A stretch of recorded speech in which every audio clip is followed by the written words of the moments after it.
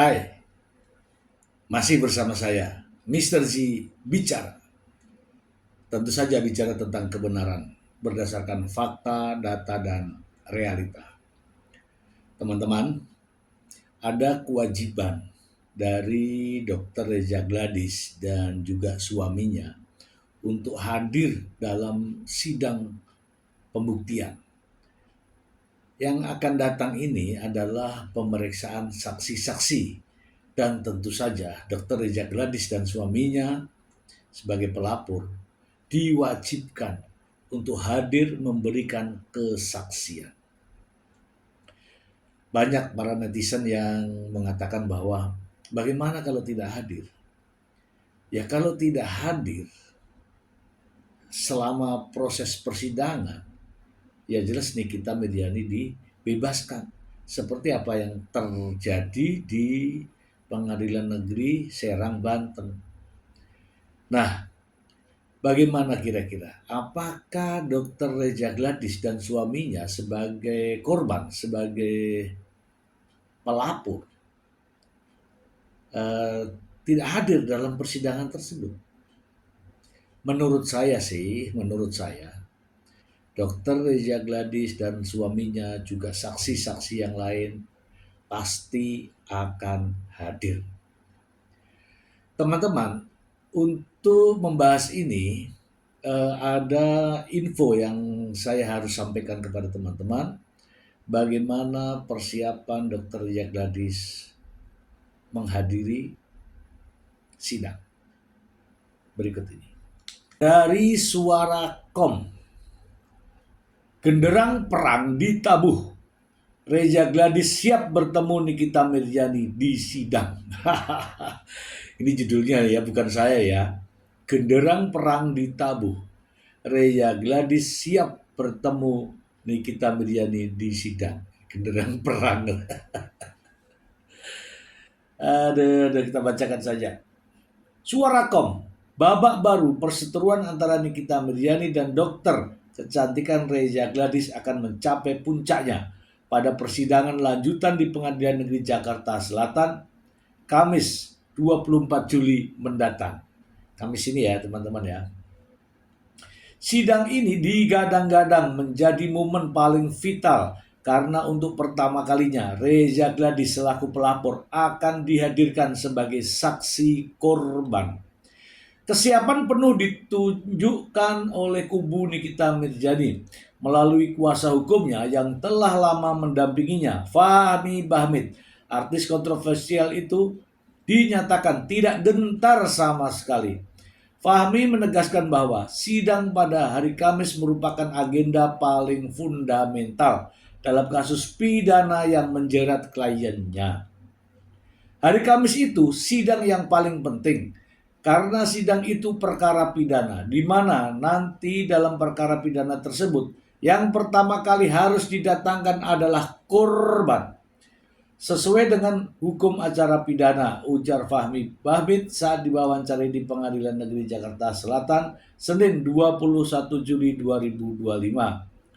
Fahmi menekankan kehadiran dan kesaksian korban adalah titik sentral untuk membuktikan ada atau tidaknya unsur pidana dalam perkara yang dilaporkan sejak Desember 2024 itu. Oleh karena itu, pihaknya menantikan dengan seksama jalannya persidangan tersebut. Apa yang terjadi pada hari Kamis? Kita tunggu apa yang terjadi. Disitulah yang terjadi sebenarnya adalah perkara pidana dan itu sangat penting. Lanjut Fahmi Bahmid. Nggak tahu ngomong apa. Saat ditanya mengenai kondisi mental dan kesiapan Nikita Mirzani, Fahmi memberikan jawaban tegas yang menyiratkan keyakinan penuh. Ibu tiga anak itu disebut sudah dalam kondisi paripurna untuk menghadapi segala kemungkinan di ruang sidang. Siap lahir batin, ujar Fahmi singkat. Di sisi lain, pihak Reza Gladys juga memastikan akan menghadiri panggilan persidangan tersebut. Kuasa hukum Reza, Surya Batubara, mengkonfirmasi bahwa kliennya akan datang untuk memberikan kesaksian. Datang, datang, kalau sehat, kalau tidak ada halangan, kata Surya Batubara. Surya bahkan melontarkan pernyataan bernada metaforsis yang seolah menyindir pihak lawan. Ia mengisyaratkan bahwa kondisi saat ini sudah aman bagi kliennya untuk hadir di pengadilan. Karena seperti kata rekan-rekan, singa dan harimau sudah diikat. Jadi amanlah kalau datang ke sini.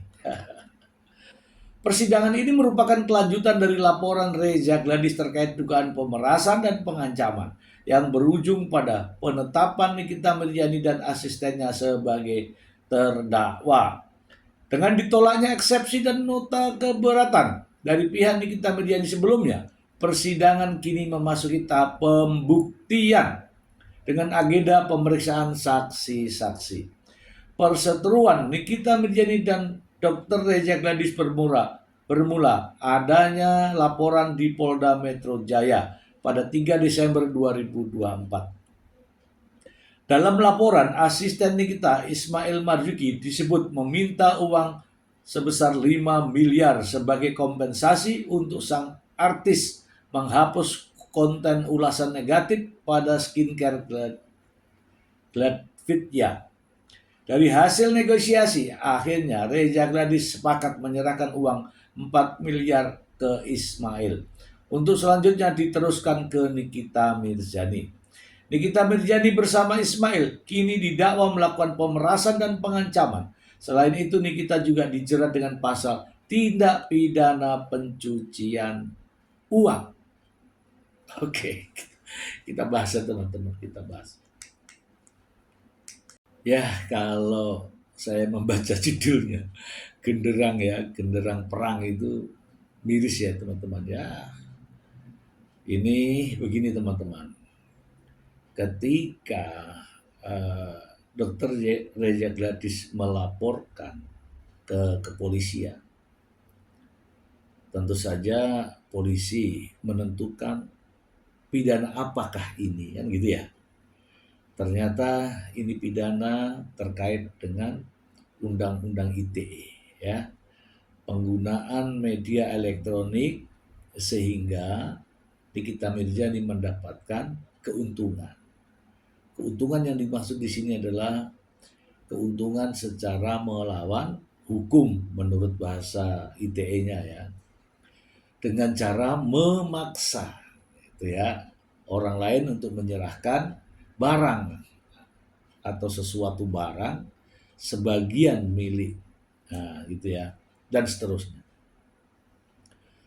Nah, dari kelanjutan ini sidang sudah berlalu ya, berlalu mulai dari pembukaan, kemudian pembacaan dakwaan, kemudian penolakan ya, jawaban atas eksepsi ya.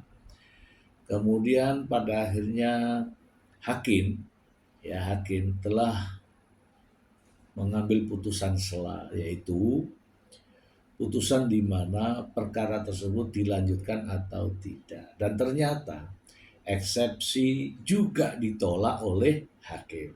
Sehingga perkara ini lanjut ke proses pembuktian pada perkara pokok. Teman-teman, saya ingin juga menyampaikan kepada teman-teman semua bahwa ada keterangan saksi di kepolisian, di penyidik, gitu ya. Diperiksa, entah berapa kali diperiksa, entah berapa kali dirubah, entah berapa kali diganti berkas perkaranya atau BAP-nya.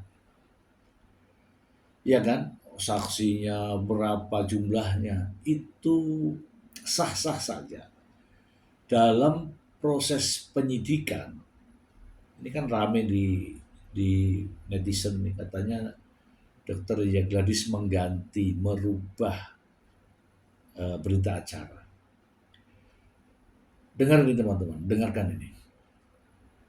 Berita acara itu hanya syarat